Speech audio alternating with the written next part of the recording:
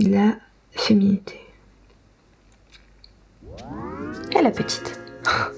Ça fait longtemps, n'est-ce pas? Bon, en tout cas, ouais, je suis ravie de te revoir. Et d'ailleurs, bienvenue aux nouvelles petites sur la chaîne. Tu tombes bien parce que, justement, je réfléchissais au concept de la féminité. De ma féminité également. Pourquoi? Parce que, pas plus tard qu'hier, pas plus tard que ce week-end, forcément tu regardes la vidéo un petit peu après, mais je suis sortie avec ma copine et on s'est rendu à un anniversaire. C'était organisé dans un pub à l'anniversaire d'une amie. Et justement, durant cet événement, l'une des invitées qui connaissait ma copine depuis un certain moment mais ne m'avait encore jamais rencontrée a demandé à un moment dans la soirée si j'étais le mec de ma copine. Alors bien entendu, cette question a suscité beaucoup de malaise, des rires, beaucoup de rires aussi, mais justement cette soirée-là, je sais pas si c'est une explication, mais je m'étais habillée très, comment dire, d'une manière très neutrale. Et je pense que mon attitude quelquefois, ne correspond pas au code de la féminité que la société arbore, que l'on trouve dans les publicités, que l'on trouve dans les films, que l'on trouve dans la rue.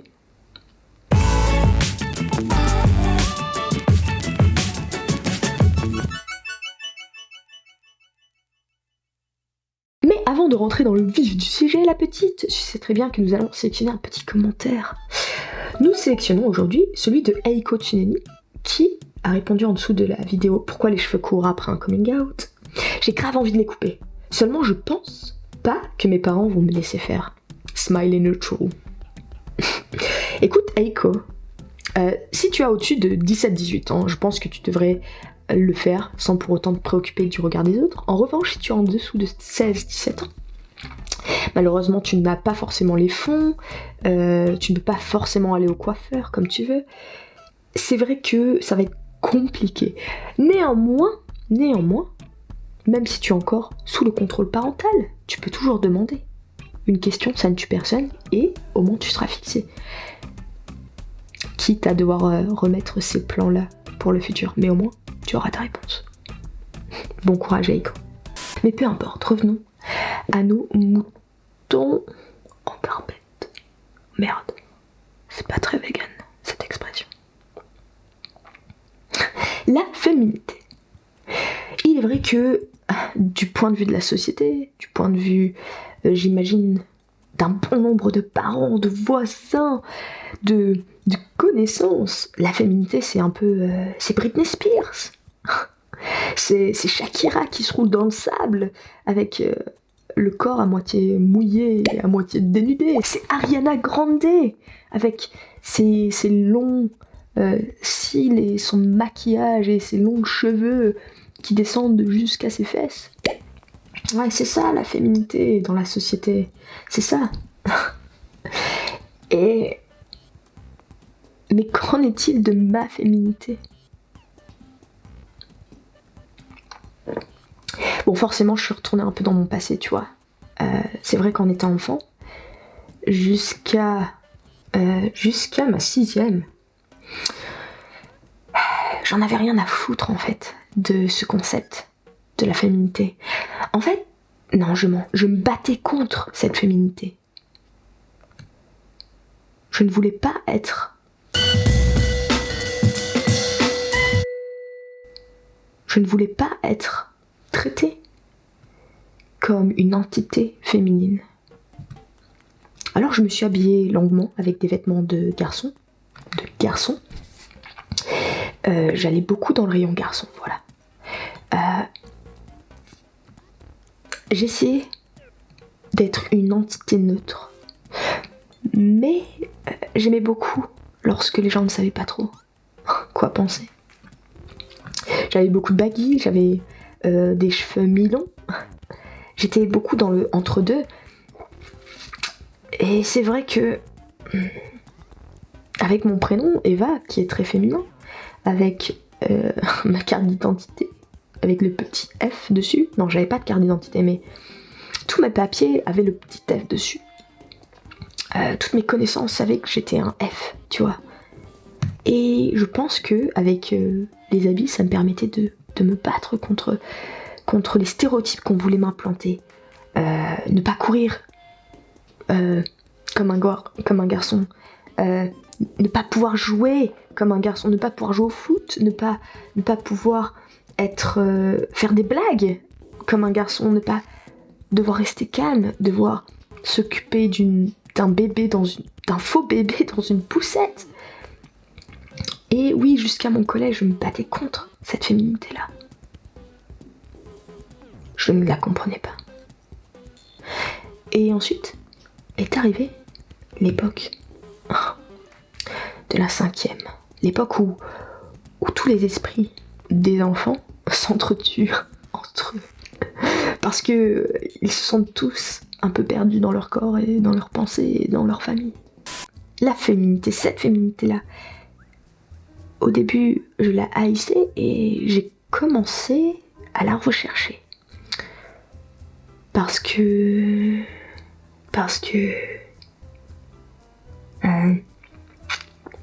les autres enfants me repoussaient.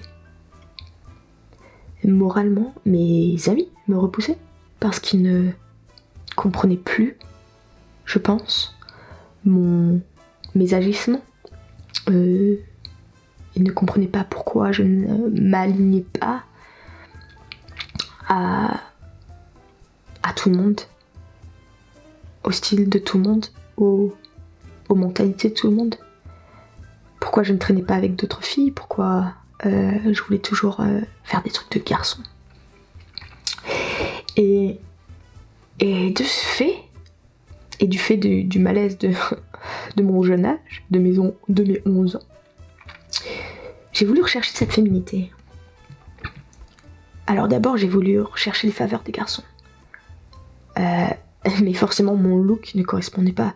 Du coup, j'ai commencé à travailler un peu plus sur mon look. En essayant de trouver des jeans un peu plus rapprochés au corps. En essayant de trouver des pulls un peu plus rapprochés au corps. Neutrales d'abord, et puis ensuite un peu plus tournés dans le rayon féminin. Et puis ensuite j'ai regardé mes cheveux mi-longs tombants. Je m'en foutais, mais bon, j'ai sauté le pas, je les ai attachés. J'ai d'abord fait la low pony, tu sais, la vieille petite queue de cheval comme ça là. Et vu que j'avais des cheveux frisés en plus, forcément ça faisait un autre point que les autres n'aimaient pas, mais et cette vieille queue de cheval, c'est pareil, c'était pas ça. Alors j'ai commencé à remonter la queue de cheval un peu plus haut, tu vois, pour lui donner un peu plus de forme. Et bon, les garçons, ma relation avec les garçons, c'était toujours pas ça. Et malheureusement,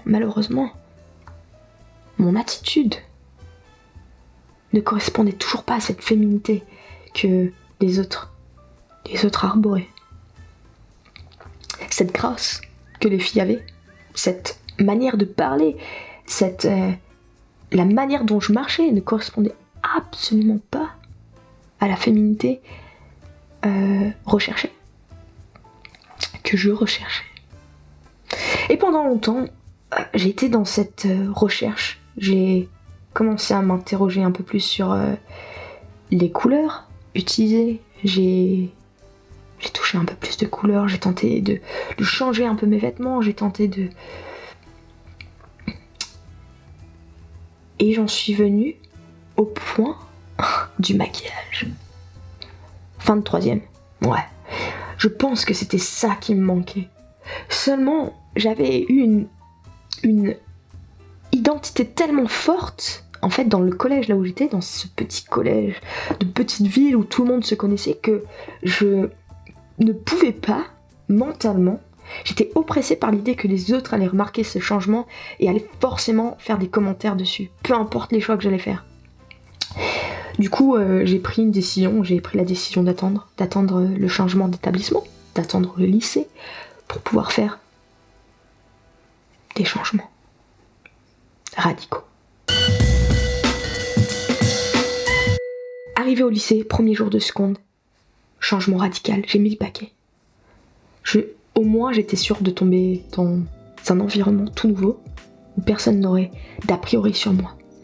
Et j'ai commencé directement à utiliser du maquillage, à changer ma manière de m'habiller, en utilisant des jupes, des robes. Je suis passée par tous les styles, un peu rock, un peu plus bohème. J'avais des longues jupes des jupes un peu violettes, tu vois, violet feutré, qui faisaient un peu bohème, liseuse de bonne aventure. Mais en fait, j'appréciais énormément de pouvoir changer. Pour moi, c'était comme changer un peu de cosplay, de personnalité. Et je m'adaptais à ça, en fonction des jours. Je mettais des petites cravates comme ça pour être un peu plus rock, sur une chemise blanche avec des... je sais plus comment on appelle ça. Voilà, commente, dis-moi dans les commentaires comment on appelle ça. C'est les petits trucs là que tu mets au-dessus, comme les salopettes, mais c'est pas pour faire tenir les salopettes, mais bref.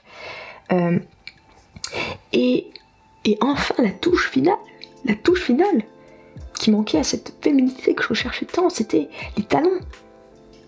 Et j'ai commencé à porter des talons de toutes les couleurs, des roses, des fuchsias, des bleus, des jaunes, toutes sortes. Tout un tas de talons. Ouais. Et j'étais fière de cette image, j'en étais fière. Pour moi, j'avais touché un peu à cette féminité, je m'harmonisais avec cette féminité que je recherchais depuis longtemps. Et j'ai pu voir dans les regards, dans les attitudes, dans la rue surtout, que mon environnement répondait à ça, changeait autour de moi. Les regards des hommes, les regards des garçons, le regard des femmes aussi, les regards. Les garçons, c'était forcément de l'attraction. Là, je pouvais le sentir, je pouvais sentir ce pouvoir de cette féminité, de ces codes sur les garçons. Les femmes, c'était un peu du... Bon. C'était assez compliqué, c'était du neutral. Un regard expecté. Un regard... voilà, tu es une femme, je suis une femme, on respecte les codes. Ou alors c'était des regards de jalousie qui ne pouvaient pas supporter mon identité, cette nouvelle identité féminine. Tous les codes que je pensais absolument intouchables, le fait de devoir être avec un garçon, le fait de devoir... Tout ça, en fait, juste ce petit truc-là qui a fait exploser les autres codes autour de moi. Le devoir de forcément devoir plaire à la gente masculine, ça a dégagé. Ça a explosé. Le devoir de devoir se contenir en tant que femme, ça a explosé. Et cette féminité que j'avais trouvée s'est métamorphosée. Peu à peu, avec le temps, j'ai fini par abandonner les talons. J'ai fini par abandonner les jupes, les robes. Le maquillage que j'utilisais. J'utilisais du fard à paupières, j'utilisais du rouge à lèvres très rouge, j'utilisais du mascara, de l'eyeliner, tout ça.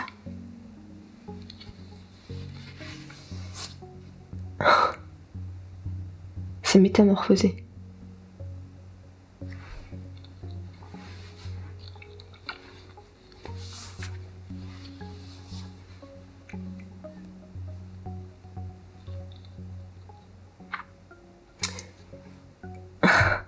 tout ça a explosé.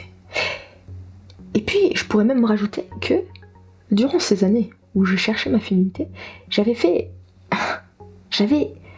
arrêté de porter mes lunettes également. Parce que pour moi, la féminité ne venait pas avec les lunettes. Bien ça aussi, ça explosait.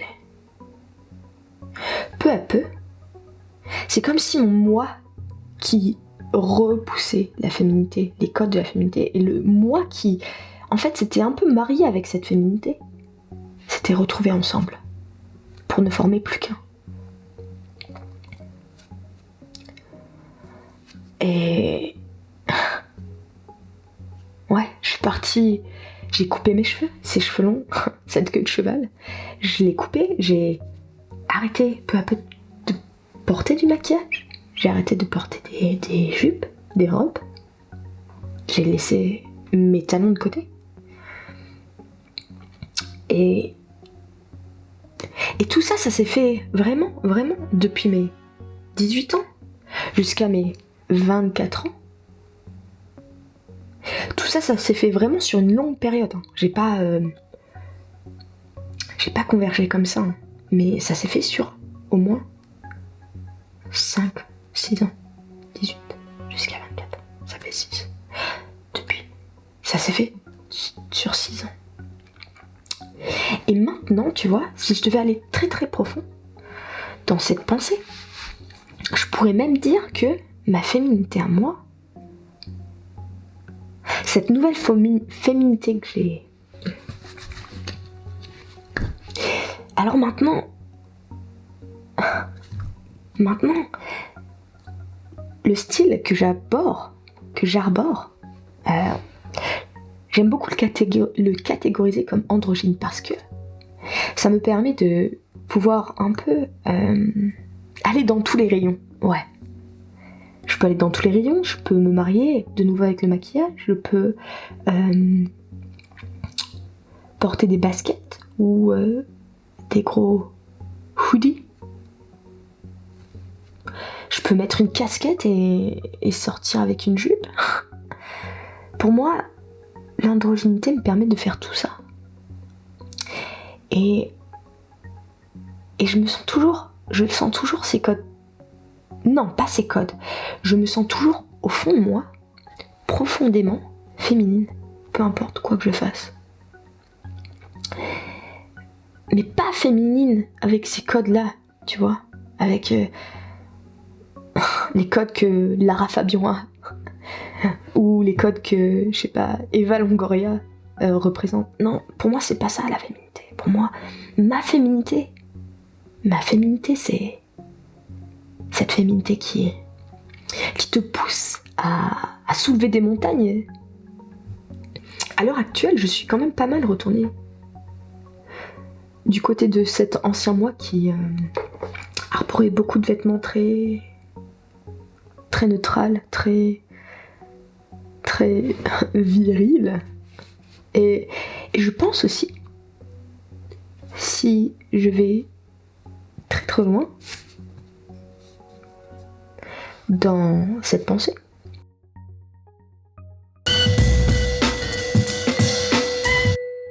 après ces 6 années, c'est comme si j'étais retournée à mon ancien moi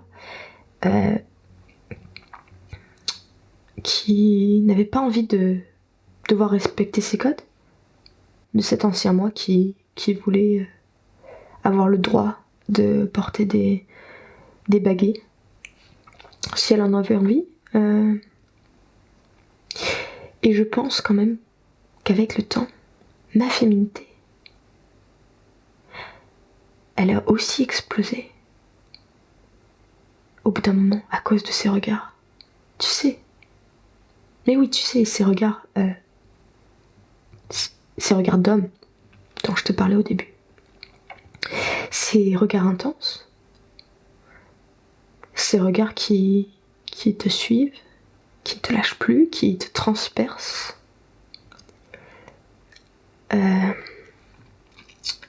Qui se suivent par des commentaires, par des sifflements.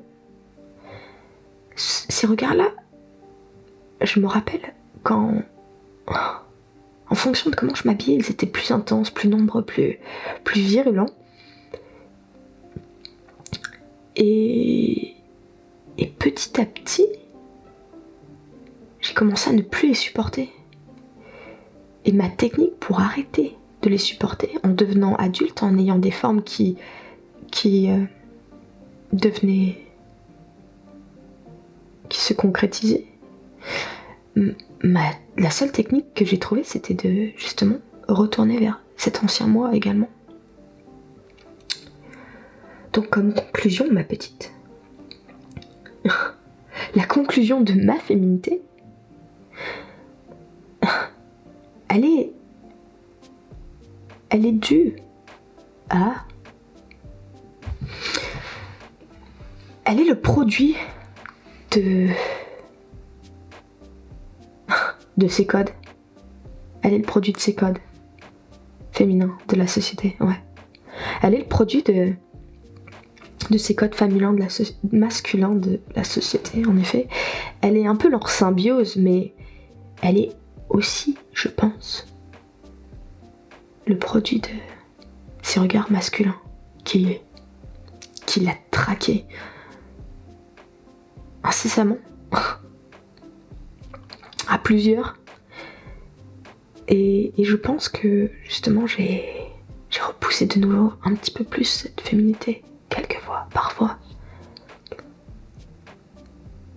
pour finir par m'associer, par me trouver dans le mot androgyne, dans ce que représente le mot androgyne.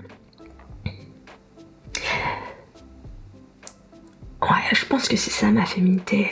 En tout cas, c'est la résultante. Mais ce n'est pas la féminité à laquelle je veux croire. La féminité à laquelle je veux croire, c'est celle où il y a de l'indulgence, c'est celle où... De l'indulgence, non, même pas. C'est celle où les valeurs des uns n'est pas transposées aux valeurs des autres. Là où je veux en venir, c'est que si toi, tu penses que ta perception de la féminité, elle est faite avec des talons, eh bien, le but est de ne pas reposer cette valeur sur quelqu'un d'autre. Sur quelqu'un qui, par exemple, pense que la féminité, elle s'incarne avec des baskets. Chaque personne est unique et chaque pensée est unique, chaque interprétation est unique. Du coup, cette féminité, elle est unique à chacune et chacun. Et c'est à cette féminité-là que je veux croire. À cette féminité où tu peux porter une robe et réparer une voiture. À cette féminité où ta manière de t'habiller ne sera pas ta manière de te conduire ou de te comporter ou de parler. Moi, je veux croire en cette féminité-là. Et je vais essayer d'évoluer dans cette féminité-là. Bon, alors voilà, c'était un peu une petite vidéo sur le tas. Mais c'était également le résultat de ma réflexion sur ma féminité. La féminité, en général. Un mélange des deux, on va dire. D'ailleurs, j'aimerais beaucoup savoir ce que toi tu penses. Et pour ce faire, tu peux répondre au petit débat qui est ici. La question suivante est: quelle est selon toi la personne parmi ces célébrités qui est la plus féminine? Voilà, tu peux également en débattre dans les commentaires, j'irai lire tout ça plus tard. Enfin, j'aimerais également te dire que si tu aimes mon travail, voilà, petit instant promo, si tu aimes mon travail, si tu aimes les vidéos que je fais et que tu as envie que je continue ainsi, tu peux me soutenir sur mon Utip, à la fois en regardant une petite vidéo, voilà, pas plus de 3 fois, mais qui m'aidera à gagner quelques centimes, ou encore en me faisant un don mensuellement ou par vidéo. si tu juges que mon travail en vaut la peine. Sur ce, la petite, je te remercie d'avoir regardé la vidéo, de l'avoir regardée entièrement, et on se dit à la prochaine. Soleil sur toi.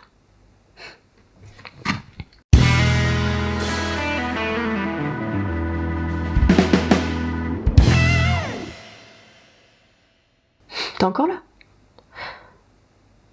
Bon, si, un truc que j'ai oublié de dire, mais bon, comme tu l'auras constaté, hein, les lunettes, elles sont venues aussi. Hein.